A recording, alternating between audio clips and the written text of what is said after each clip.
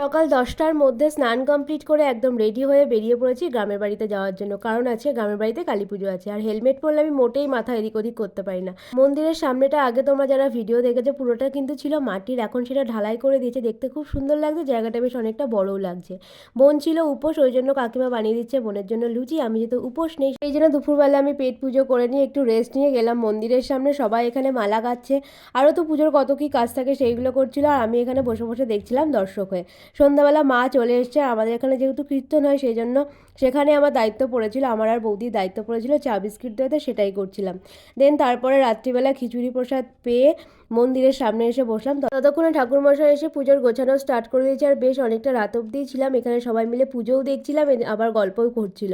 এদিকে নগাকু তো ঘুমাতেই ব্যস্ত।